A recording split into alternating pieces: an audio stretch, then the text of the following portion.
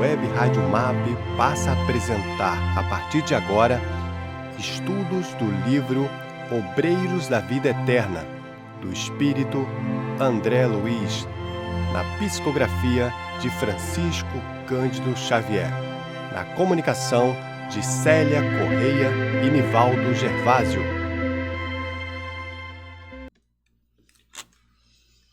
Bom dia pessoal, bom dia Célia. Bom dia, Nivaldo. Bom dia mais uma vez a todos vocês, mais uma manhã de terça-feira, e estamos aqui para dar continuidade no nosso estudo do livro Obreiros da Vida Eterna. A gente sempre repete, porque sempre tem gente de primeira vez ou acessando o nosso estudo, acessando as páginas do MAP e se deparando com esse estudo dessa quarta obra de André Luiz, em que ele aborda para nós esses 5 desencarnes, né?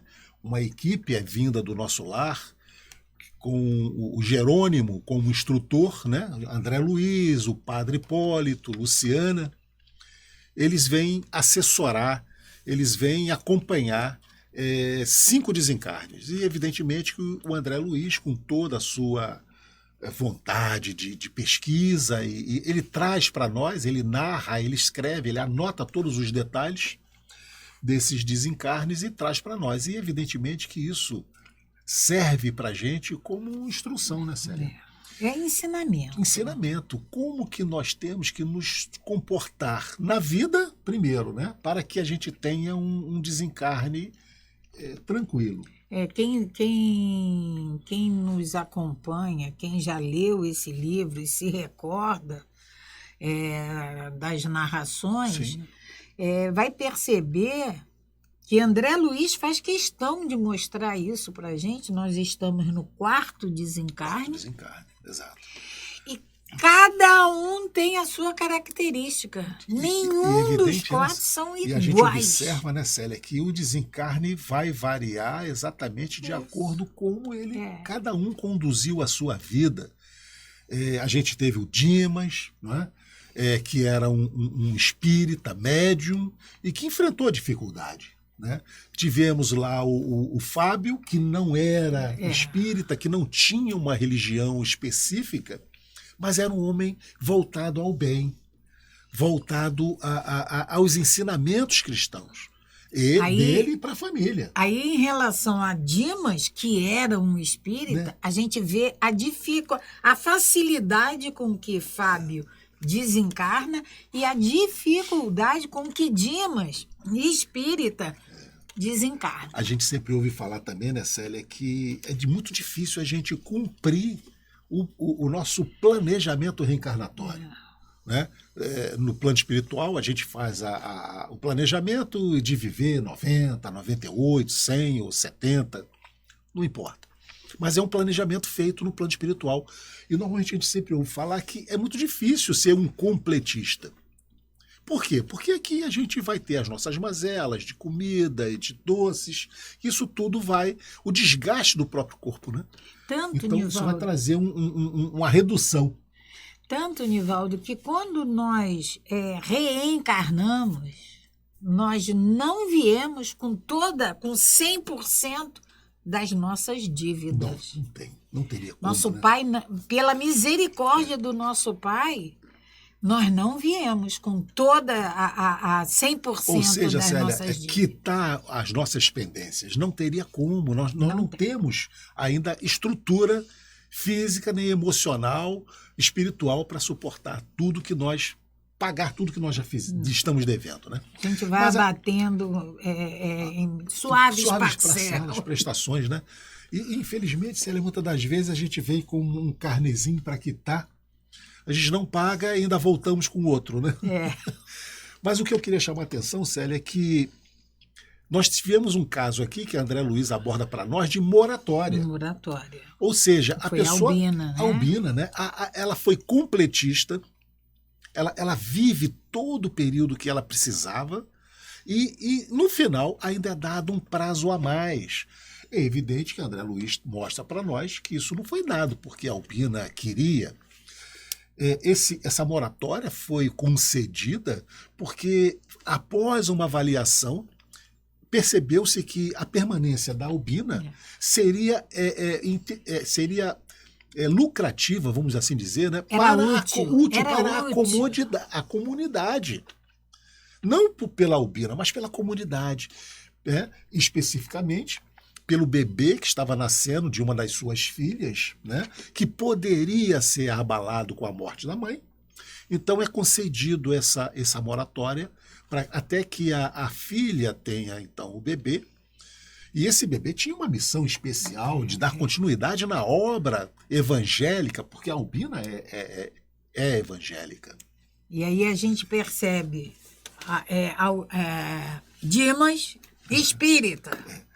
Cavalcante não era espírita, não tinha religião. Ele era espiritualizado. O Fábio. O Fábio. E a Albina, que era evangélica. Sim. E tem a moratória. Teve essa moratória. Ou seja, e nós estamos agora, Célia. Nós não vão nos perguntar qual é a nossa era a religião. religião. Não vão. Quando desencarnarmos, ninguém vai nos perguntar se éramos espírita, católico, evangélico ou... É o que nós fizemos. O que nós fizemos, não é, Célia? O que nós estamos levando no coração e na nossa mente. Isso é o que vai ser cobrado para nós. E nós estamos agora no capítulo 18, em que nós estamos vendo o desencarne do Cavalcante. Cavalcante, só fazendo um breve resumo, né, Célia? Ele é católico, né? Fervoroso, ao ponto de sua esposa ter o abandonado e ir morar com outra pessoa, porque ele só vivia na igreja. Ela, inclusive, chegou a dizer para ele muitas das vezes, para ele levar a cama para a igreja. Como a gente ouve, né? Também, muitas das vezes nossos familiares falarem isso. Você vai levar a sua cama lá para o centro espírita também? Né? Então, Cavalcante... E aí, no momento em que, inicialmente, ele tem uma revolta, né? Mas agora, com a proximidade da morte, Cavalcante ele cai meio que em si, achando que ele foi culpado. E essa culpa o atormenta de tal forma que ele está preso à carne e não quer morrer. Porque no entendimento católico, Célia, é o céu e o inferno. E no entendimento católico também tem aquelas palavras que a gente fala no casamento, até que a morte os separe.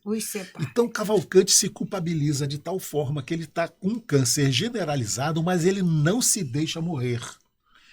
Né? Porque ele acha que vai para o inferno. Então ele convoca a presença de um padre para se confessar e tudo mais. É esse quadro que nós estamos vivendo, e nós vamos ver qual é a solução que a equipe do André Luiz, a equipe do Jerônimo, vai dar no plano espiritual para confortar um pouco o Cavalcante. Porque... Eu até, Célia, separei aqui uma parte, né, interessante que diz assim, ó: informando-se de nossa resolução de modo vago, através dos canais intuitivos, o doente, pela mãezinha, chamou o capelão. Então, o Cavalcante ele foi intuído de que ele estava próximo a morrer.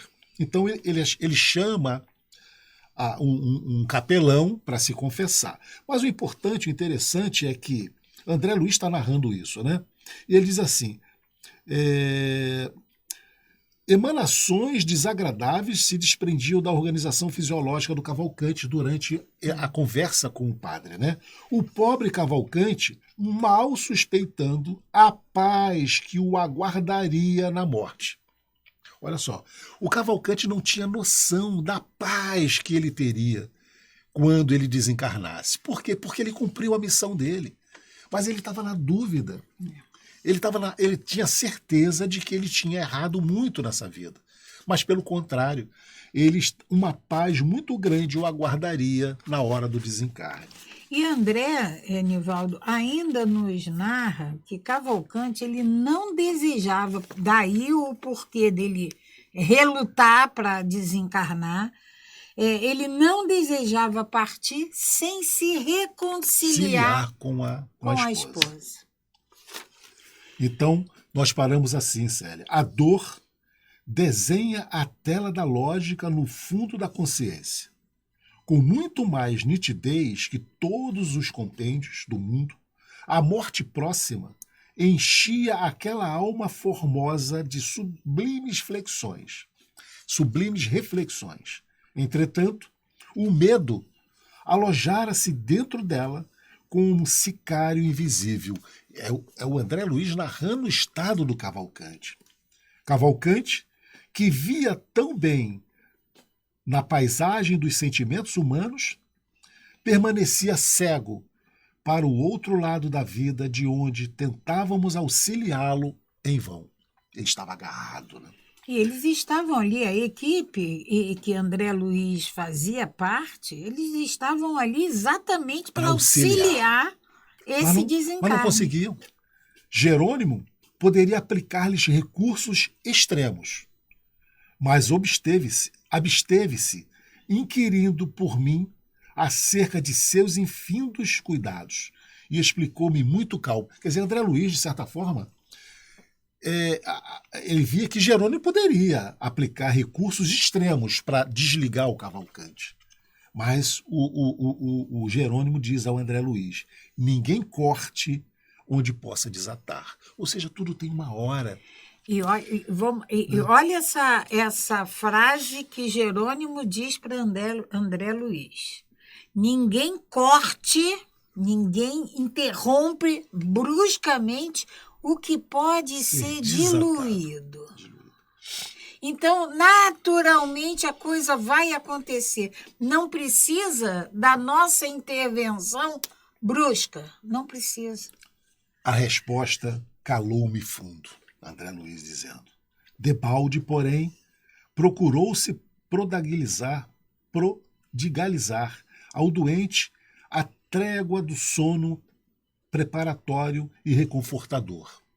Cavalcanti reagia insistente, sentindo-nos a aproximação e interferência de leve. Fazia apressados movimentos labiais, recitando orações em que implorava a graça de ver a companheira antes de morrer. Então ele estava agarrado a essa necessidade, Célia, de se desculpar com a companheira. Era isso que estava faltando para que ele pudesse. Aí vamos aproveitar e vamos lembrar do nosso Evangelho segundo o Espiritismo. Vamos nos reconciliar enquanto estamos aqui a caminho. Porque depois fica mais difícil. Depois fica mais difícil. Nesse momento, a gente ainda não sabe da esposa, mas a gente é Cavalcanti. Em momento algum antes da doença, procurou se reconciliar. Desventurado irmão, comentou Bonifácio, comovido, não sabe que a consorte desencarnou há mais de um ano, num catre, vítima de uma infecção luética, sífilis. E aí, veja bem, enquanto Cavalcanti tinha condições de procurar para pedir perdão, para pedir desculpa, para esclarecer aquela situação, ele não o fez. Agora ele estava na dependência de alguém fazer o que ele necessitava, o que ele estava querendo muito. E o agravante... Ela desencarnou, não ia encontrar mais ela aqui. Aí tudo muito mais difícil. Jerônimo não se moveu, mas lutei contra mim para não disparar interrogações, a torto e a direito, em busca de pormenores. Coibi-me, infelizmente. A hora não comportava perguntas inúteis. Meu assistente, como se houvera recebido a mais natural das informações, dirigiu a palavra ao companheiro, recomendando: Bonifácio, nosso amigo não pode suportar por mais tempo a existência no corpo carnal. A máquina rendeu-se. Dentro de algumas horas, a necrose ganhará terreno e precisamos libertá-lo. Teima em agarrar-se à carne apodrecida e pede, comovedoramente a presença da esposa. Já tentamos auxiliá-lo a desprender-se, afrouxando os laços da encarnação no plexo solar. Mas ele reage com espanto poder. Resolvi, em vista disso, abrir pequenos vasos do intestino para que a hemorragia se faça ininterrupta, até a noite, quando efetuaremos a libertação. Peço a você trazer-lhe a companheira desencarnada. Quer dizer, então foi decidido que vão trazer a companheira dele desencarnada, né? Por instante, até aqui. O enfraquecimento físico acentuar-se-á vertiginosamente, de hora em diante, e com o espaço de algumas horas, as percepções espirituais de Cavalcante se farão sentir.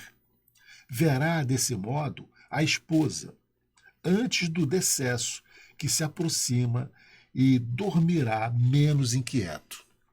Então eles vão afrouxar os laços da visão para que o Cavalcante possa ver a companheira desencarnada que vai ser trazida. Bonifácio pôs-se, portanto, pronto para cumprir a ordem e assegurou integral cooperação. Logo após, o assistente operou cauteloso sobre a região intestinal, rompendo certas veias de menor importância, atenuando-lhe a capacidade de resistência. Ausentar-nos-íamos por breves horas, considerando que o relógio assinalava poucos minutos além do meio-dia. Antes, porém, de nos afastarmos, observando o quadro emocionante da enfermaria gratuita a que o moribundo se recolhera, perguntei a Jerônimo, admirado. Já que o nosso tutelado se enfraquecerá a ponto de fazer observação no plano invisível aos olhos mortais, chegará a ver também as paisagens de vampirismo que me impressionam no recinto? Sim, informou o orientador com espontaneidade. Porque André Luiz, Célia, estava vendo no leito, que era um leito coletivo, era uma enfermaria coletiva, havia espíritos obsessores jungidos aos outros doentes. E no momento em que os laços visuais do Cavalcante fosse abertos, ele também viria para ver a esposa, a ex-esposa, ele também ia ver aquele quadro. E André Luiz, então, se preocupou com isso, como que ele ia reagir, né? Então ele diz que sim, que ele vai ver. E o André Luiz, mas terá energia suficiente para tudo ver sem se perturbar? Porque ele ia ver a esposa, mas ia ver todo aquele quadro que eles estavam vendo ali no momento. E a esposa, ela tinha desencarnado com sífilis.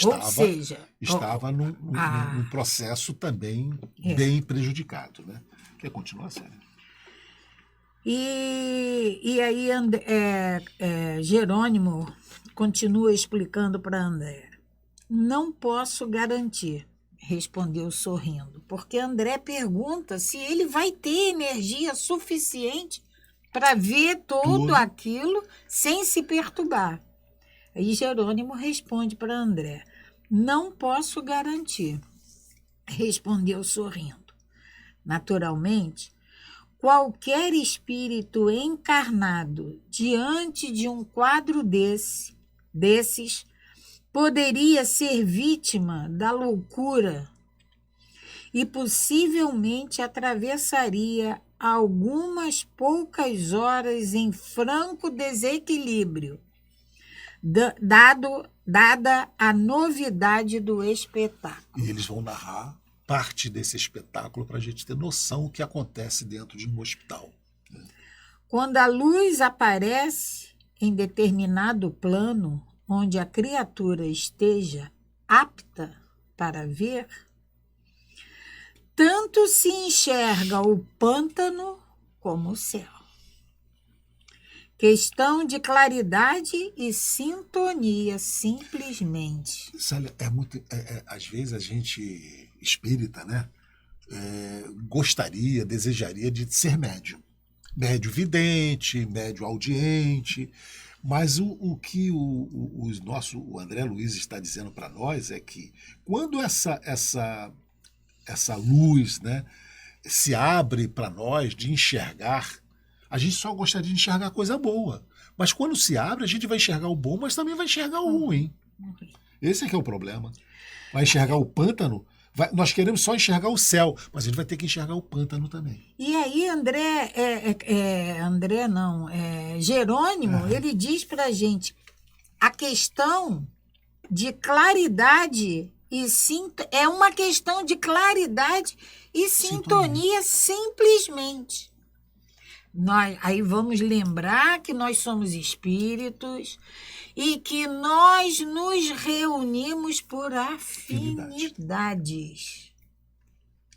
Eu posso até falar, eu não quero, mas eu gosto de estar lá. Então, é esse meu pensamento de estar lá onde eu sei que eu não devo. É o que nós falamos, né, Célia? Quando nós dormimos, nosso corpo físico fica ali descansado. Isso. Mas o nosso espírito vai para onde? Para onde o nosso coração manda. Para onde o nosso coração quer estar. Né? E é prazeroso, é conveniente. Para nós. Para nós. Então a gente vai. A notícia pôs-me frênitos de piedade. A enfermaria estava repleta de cenas deploráveis. Entidades inferiores, retidas pelos próprios enfermos, em grande viciação da mente, postava-se em leitos diversos, infligindo-lhes padecimentos atrozes, sugando-lhes vampirescamente preciosas forças, bem como atormentando-os e perseguindo-os. Nós somos diferentes na nossa família. Vamos analisar a nossa família, esse pequeno núcleo que nós temos de convivência. Como nós somos diferentes, como nós pensamos diferente. São diferenças extremas. Imagina num leito, numa enfermaria de um hospital público. Então, André Luiz descreve, né, Célia, que entidades estão ali, evidentemente, trazidas pelas vibrações dos próprios doentes, dos próprios enfermos, e muitos deles perseguidores. Desde o serviço inicial do tratamento de Cavalcante, desagradavam-me tais demonstrações naquele departamento de assistência carinhosa. E cheguei mesmo, se André nos falando, e cheguei mesmo a consultar o assistente quanto à possibilidade de melhorar a situação. Mas Jerônimo informou sem estranheza que seria inútil qualquer esforço extraordinário, pois os próprios enfermos, em face da ausência de educação mental, se incumbiriam de chamar novamente os verdugos, atraindo-os para as suas mazelas orgânicas, só nos competindo irradiar boa vontade e praticar o bem, tanto quanto fosse possível, sem, contudo, violar a posição de cada um. Então André queria, e isso aí não é novidade, nesse comportamento de André, porque vamos lembrar daquele vale que ele queria Sim. socorrer todo mundo, que clamava por socorro. E Jerônimo fala para ele, lá atrás, Jerônimo fala para ele que não é possível, que depois André vai entender, e André entende que o momento de socorro de cada um, ele chega no momento certo, quando aquele pedido de socorro é realmente sincero, espontâneo, transparente. A mesma coisa é aqui.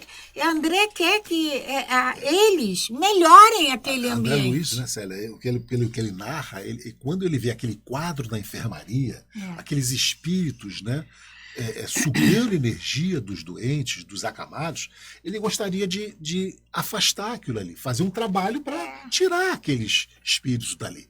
Mas o Jerônimo disse, olha, não adianta, porque eles poderiam próprios tirar, eles vão chamar novamente. Mas vão. Quantas das vezes a gente, Célia, isso serve para que a gente possa limpar os nossos pensamentos.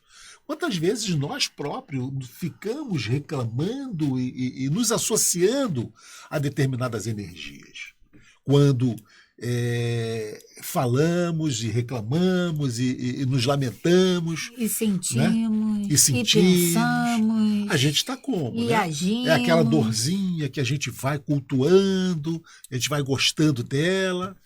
Então, a gente precisa ter um pensamento limpo, um pensamento salutar, um pensamento de energias boas, de clamar, não reclamar. Né? E continua André nos falando. Confesso que experimentava enorme dificuldade para desempenhar os deveres que ali me retinham, porquanto as interpelações de infelizes desencarnados atingiam-me insistentemente.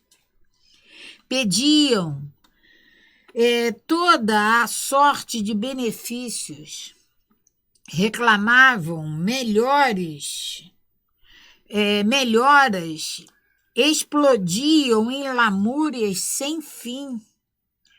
Sereno e forte, o meu orientador conseguia trabalhar de mente centralizada na tarefa inacessível às perturbações exteriores. Outro ensinamento que André Luiz nos traz.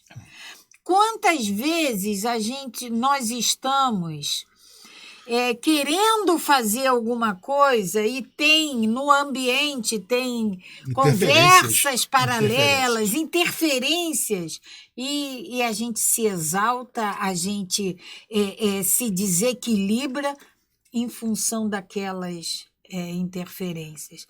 E André Luiz está nos mostrando que Jerônimo, apesar de... A André Luiz incomodava. Sim, as lamúrias, as reclamações, isso aí incomodava o André Luiz. Mas ao Jerônimo não, porque ele estava alheio àquilo. Conseguia se manter compenetrado lá na tarefa dele. E cortava tudo que estava acontecendo em volta. Né? Poder da concentração da mente, né, Célia? Objetivo, foco. Nosso orientador sereno e forte. O meu orientador, o Jerônimo, conseguia trabalhar de mente centralizada na tarefa, inacessível às perturbações exteriores. A gente tem que começar a exercitar isso. Quanto a mim, entretanto, não alcançara ainda semelhante poder. Os pedidos, os lamentos, os impropérios feriam-me a observação, impedindo-me de conservar a paz íntima. André Luiz se deixava desequilibrar ainda, né? Pelos acontecimentos em volta dele. E aí a gente percebe que André Luiz, ele nos narrando isso, ele não era diferente de nós, porque nós somos assim. É claro que temos que trabalhar isso? Sim, com certeza. O exterior não pode afetar o nosso interior. Mas o objetivo é esse, né, Célia? Quando o André Luiz traz isso para nós, é para que a gente possa refletir. Isso. E já começar a aplicar. Como que eu posso fazer para focar no meu objetivo e não deixar o que está acontecendo à volta, e, Célia, trazendo até para a própria casa espírita. Quantas vezes a gente fica incomodado pela ação dos outros? Reclamamos como o outro procede, ao invés de focar no nosso trabalho. Então nós temos que focar no que nós estamos fazendo. O que o outro está fazendo ou deixando de fazer não tem que nos atingir. Serve para nós. E tudo isso é uma questão da gente começar. A gente tem que exercitar isso. Para a gente adquirir essa concentração mental de Jerônimo, nós temos que começar. E todas as vezes, de agora em diante, que nós estivermos, vamos usar o exemplo da nossa casa espírita, estamos sentados lá naquele salão de reunião. Na nossa frente, ou atrás, ou ao nosso redor, existem conversas. Então, vamos começar a ensaiar isso, começar a praticar esse desligamento desse exterior. Por isso, aí André continua. Por isso mesmo, ao me retirar, pensei na surpresa amarga do moribundo ao se lhe abrir a cortina que lhe velava a visão espiritual. Aí André Cavalcante ia ver aquele cenário todo. André Luiz está imaginando como o Cavalcante ia ficar, vendo aquilo. Aguardei curioso. O cair da noite, quando, em companhia do orientador, atravessei de volta o pórtico do hospital. Cavalcante avizinhava-se do coma. O sangue alagava lençóis que eram substituídos repetidamente. O enfraquecimento geral progredia rápido. O agonizante inspirava dó. Abriram-se-lhe certos centros psíquicos no avançado abatimento do corpo, e o infeliz passou a enxergar os desencarnados que ali se encontravam, não longe dele, na mesma esfera evolutiva. Não nos identificava ainda a presença como seria de desejar, mas observava estarrecido a paisagem interior. Outros enfermos encarregavam-no agora amedrontados. Outros enfermos encaravam-no agora amedrontados.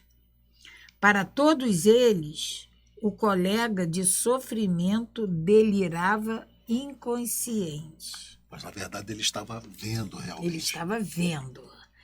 Estarei no inferno ou vivemos em casa de loucos? Isso bradava o Cavalcante. Isso era Cavalcante. Estarei no inferno ou vivendo em casa de loucos? Bradava sob horrível tormento moral. Os demônios! Vejam o espírito mau roendo chagas. Vamos imaginar isso que, Porque ele está vendo um Cavalcante quadro, está um vendo, enfermo com chagas abertas e um espírito roendo. roendo. E de faces contraída, apontava mísero ancião de pernas varicosas. São aquelas feridas, né? Ancião de Varicosas. pernas varicosas. E tinha um espírito roendo aquelas chagas. Que diz ele? Prosseguia com visível espanto. Diz que não é o diabo. Afirma que o doente lhe deve. Então era um espírito perseguidor, né? Ouvidos à escuta, silenciava, ansioso por registrar as palavras impensadas e criminosas do algoz desencarnado. Mas não conseguindo desabafar-se em gritos lamentosos, infundido de compaixão. Não fora por fraqueza invisível, ter-se-ia levantado com impulsos de louco. Doentes e enfermeiros, alarmados, optavam pela remoção do moribundo. Tinham medo. Cavalcante desvairava. Ele estava completamente absorvido por aquela visão que ele estava tendo naquele momento. Então ele estava aos nossos olhos, ele estava realmente louco. Cavalcante desvairava, consolavam-se, todavia, na expectativa de a hemorragia abundante pronunciasse termo próximo. Que chegasse logo ao fim. Desencarne dele. Né? Jerônimo ministrou-lhe, então, piedosamente recursos de reconforto, e o agonizante aquietou-se devagarinho. Não se passou muito tempo e Bonifácio entrou conduzindo verdadeiro fantasma. Bonifácio ficou encarregado de trazer a ex-esposa do Cavalcante. A ex-consorte, convocada à cena, assemelhava-se em tudo à sombra espectral. Não via o nosso coordenador, mas obedecia-lhe a ordem. Penetrou o recinto arrastando-se.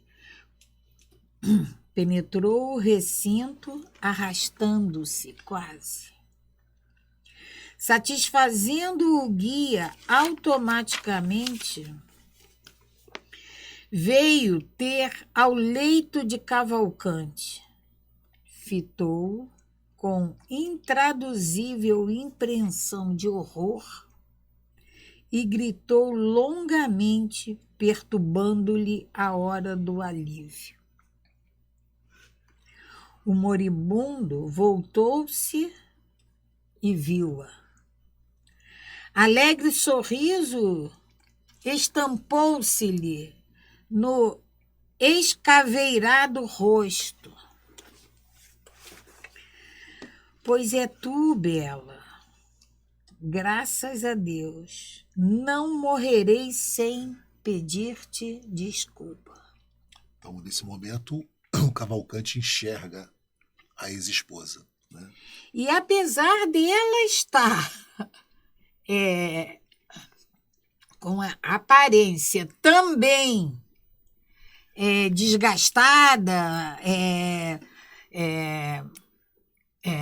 próxima àquele ser exterior que Cavalcante tinha visto, ainda assim ele diz: pois é tu bela.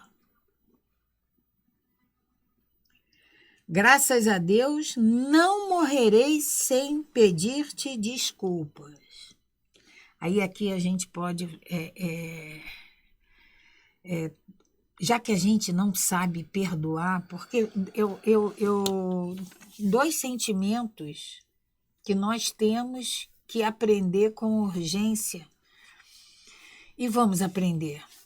Mas isso sabe, isso é meta. Perdão e amor. Esses dois sentimentos a gente ainda não sabe expressar. Esse amor, o amor divino, o amor universal, esse a gente ainda não sabe. E o perdão, que a gente também não sabe. Mas então vamos começar desculpando. A gente começa desculpando, daqui a pouco a gente está fazendo, está praticando o perdão. Faz um esforço para desculpar, né? Que isso a gente vai trabalhando até chegarmos à possibilidade de perdoarmos. Né? A ternura, aqui me surgiu uma dúvida, Nivaldo. Uhum. Essa Bela era o nome dela ou era a Bela que ele estava vendo? Eu acho que era uma forma de tratamento que ele tinha com ela, né? Então, quando ele se refere, pois é tu, Bela, como eu acho que ele tratava a esposa, a ex-esposa, né? A ternura com que se dirigia a tão miserável figura. Então, ele ainda, né? Ele estava tendo aquele reflexo do que ela foi para ele um dia, né, Célia? Ele estava vendo ela com o coração. Né? Exatamente. Né? Ele estava vendo ela com o coração. Ela era essa figura miserável, né? Uma miserável figura que causava compaixão, mas ele estava vendo com os olhos do coração, né? A ternura com que se dirigia a tão miserável criatura causava compaixão. A esposa abeirou-se do leito, tentando ajoelhar-se. Ouvindo-o, assombrada, retrucou aflita: Joaquim, perdoa-me. Perdoar-te? Replicou ele, buscando inutilmente afagá-la. Eu, sim, fui injusto contigo, abandonando-te ao léu da sorte. Por favor, não me queiras mal. Não te pude compreender noutro tempo e facilitei-te o passo em falso, colaborando impensadamente para que te precipitasses em escuro despenhadeiro. Então ele se culpabilizava, essa era a culpa. Por ela ter dado um passo errado na vida, o Cavalcante achava que a culpa tinha sido dele, né? Não entendi o problema doméstico tanto quanto devia. Hoje, porém, que a morte me busca, desejo a paz da consciência. Confesso minha culpa e rogo-te perdão. Desculpa-me. Então, o fato dele ter dado mais atenção à parte religiosa, né? Como lá no início ela dizia, para ele até levar a cama para a igreja, ele se culpava disso, né? Por achar que não deu o verdadeiro, a importância da residência, da casa, né? Em relação à igreja. E é o que ele diz aqui: facilitei-te o passo em falso. Mas é claro, vamos lembrar que a decisão final foi dela. Foi dela. Cavalcante pode ter facilitado. Você não pode errar, né, Célia? E dizer, não, eu errei por conta do outro. O outro que... Não, o erro foi seu. O erro foi dela, né? Falava vencendo enormes obstáculos. No entanto, notava-se que aquele entendimento lhe fazia imenso bem.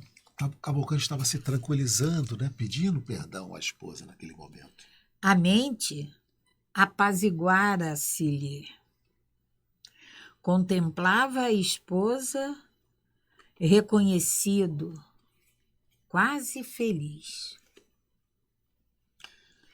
Ó Joaquim, replicou a mísera, perdoa-me.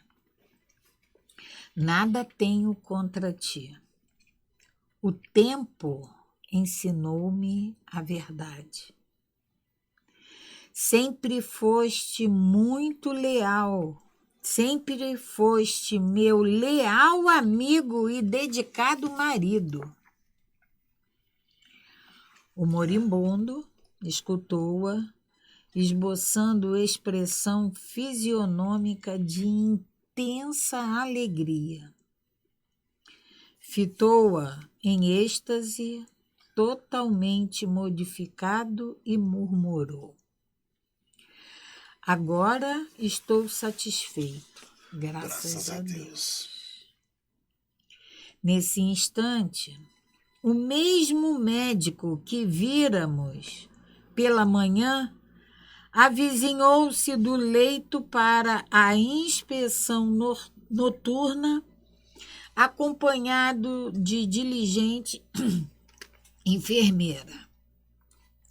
Chamado por ele, voltou-se Cavalcante e, pondo na boca todas as forças que lhe restavam, notificou feliz: veja, doutor, minha esposa chegou enfim. Aí enlouqueceu de vez. O médico fazendo a visita noturna, e aí o Cavalcante fala com o médico que a esposa estava ali fazendo uma visita a ele. E feliz. Veja, doutor, minha esposa voltou enfim. Minha esposa chegou enfim. E, interessada em conquistar a atenção do interlocutor, prosseguia: estou contente, conformado. Mas minha pobre Bela parece enferma, abatida. Ajude-a, por amor de Deus. Relanceando em seguida o olhar pela extensa enfermaria e fixando os quadros tristes entre encarnados e desencarnados, inquiriu: por que motivo tantos loucos foram internados aqui? Olhem aquele. Parece sufocar o infeliz. Indicava particularidades dolorosas em que certa entidade assediava pobre doente atacado de asma cardíaca. O médico, no entanto, imagina o médico encarnado, e que possivelmente não via, não tinha essa capacidade de visualizar esse exterior. E Cavalcante falando isso para ele. Como é que... O médico, no entanto, contemplou-o compadecido e disse à servente: é o delírio precedendo o fim. Célia, e nós estamos chegando ao nosso fim do nosso estudo na manhã desta terça-feira, né, Célia? Então vamos parar aqui. Semana que vem nós continuamos nesse relato emocionante de Cavalcante, agradecendo a Deus, agradecendo a esses amigos espirituais, agradecendo a André Luiz por todos esses ensinamentos que nos chegam. Mas, acima de tudo, agradecendo ao nosso Pai por essa possibilidade que nos é concedida. Graças a Deus. Graças a Deus. Paz e bem, paz e luz. Paz, muita paz. A Web Rádio MAP apresentou o programa Estudo do livro Obreiros da Vida Eterna, de André Luiz, na psicografia de Francisco Cândido Xavier. Na comunicação de Célia Correia e Nivaldo Gervásio.